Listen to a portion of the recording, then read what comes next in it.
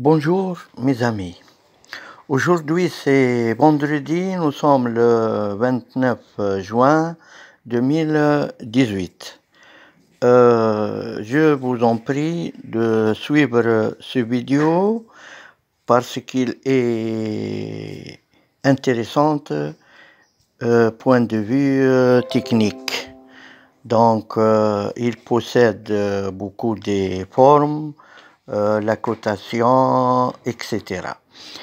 Voilà, donc je vais réaliser cette pièce qui est dessinée en perspective cavalière. Donc regardez bien la pièce. J'ai comme forme rainure rectangulaire, comme ça. J'ai rainure en T, j'ai entaille et j'ai rainure rectangulaire en bas. Bon, donc pour réaliser cette pièce, il est obligatoire de dessiner un dessin avec la cotation automatiquement. Bon, voilà, j'ai choisi la vue de face. Voilà, elle est colorée en rouge. Ça, donc, c'est la vue de face. Voilà, j'ai préparé un dessin. Voilà, la vue de face, comme vous voyez sur la perspective. J'ai préparé la vue de droite, la vue de gauche et la vue de dessus. Donc, il faut imaginer maintenant qu'il n'y a pas de traits rouges. Je vais compléter les vues. Donc, voilà la vue de face, par exemple. Je vais premièrement tracer ce trait, c'est-à-dire celui-là, de l'entaille. Donc, voilà, je vais faire la projection sur la vue de dessus. Donc, c'est un trait qui est contenu vu. Après, j'ai les deux traits du rainure rectangulaire. Regardez bien, ils sont tracés en traits interrompus. J'ai par exemple la rainure en T. Maintenant, la rainure en T, elle se trouve sur la vue de dessus. Regardez bien la représentation de la rainure. Donc, premièrement, il faut faire la projection sur la vue de face. Donc, je vais regarder d'après cette direction. Qu'est-ce que j'ai? J'ai deux points, ça et ça. Je vais faire la projection sur la vue de face. Je vais obtenir deux traits qui sont cachés. Voilà, deux traits interrompus. Regardez bien la hauteur. Voilà. Donc, la vue de face maintenant, je vais compléter par la vue de gauche. J'ai la rainure rectangulaire, elle se trouve sur la vue de gauche, comme vous voyez sur la perspective, c'est-à-dire ça. Je vais regarder la perspective comme ça. Je trouve la vue de gauche. Donc, il faut compléter la vue de face par la projection de rainure, c'est-à-dire ce point. Regardez bien, je vais faire la projection comme ça. J'obtiens un trait qui est interrompu, c'est-à-dire trait caché.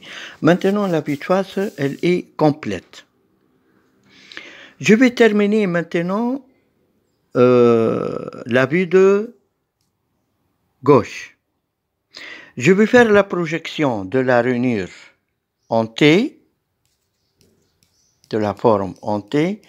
Je vais utiliser ce qu'on appelle maintenant le charnière. Regardez bien le charnière.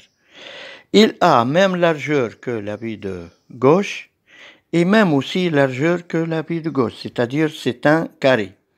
Je trace le diagonale comme ça vers la vue de face. J'obtiens un trait qui est incliné à 45 degrés. Après, je vais tracer les traits sur le charnière, c'est-à-dire je vais faire la projection des traits sur le charnière. J'obtiens par exemple un point. Après, je vais tracer ce point sur le charnière, c'est-à-dire faire la projection, j'obtiens un autre point.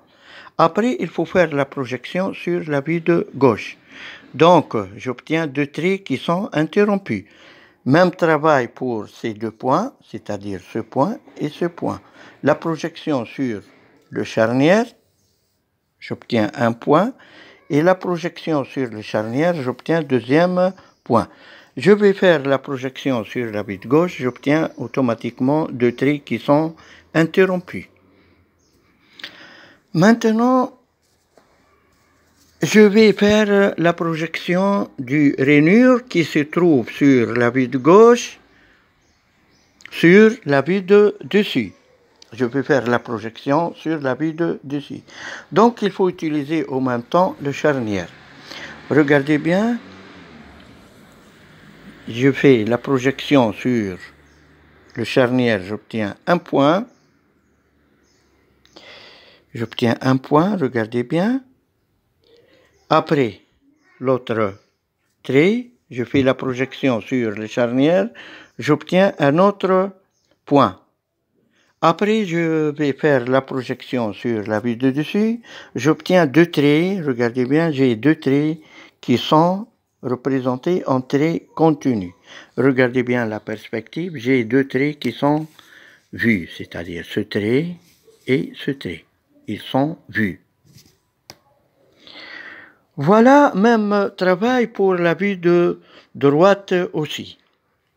Il faut faire la projection de la rainure qui a la forme de T sur le charnière à gauche. Après, il faut faire la projection sur la vue de droite. Regardez bien le trait de l'entaille. Donc, la hauteur de la forme du rainure qui a la forme de T à la hauteur de l'entaille. Regardez bien le trait de l'entaille. D'après la projection orthogonale de la bite face comme ça, voilà la hauteur du trait de l'entaille. Il est un trait qui est vu. Voilà donc, après avoir dessiné le dessin avec la cotation, regardez bien la cotation, j'ai la hauteur de l'entaille par exemple 50. Regardez bien, j'ai 50. J'ai la hauteur totale de la pièce, par exemple, j'ai 100. La longueur totale de la pièce aussi, 140. J'ai comme rainure ici, je vais commencer par 45, après j'ai 40. J'ai commencé par 15, pardon, après j'ai 40. La hauteur du rainure est égale à 15. Regardez ici, pour trouver la hauteur du rainure, j'ai 70. La hauteur du rainure 30. Regardez bien sur la vue de gauche, j'ai à droite 15. La largeur du rainure 40, ici j'ai 15. Donc ces dimensions sont représentées en millimètres. Si vous voulez utiliser en centimètres, donc il faut diviser par 10.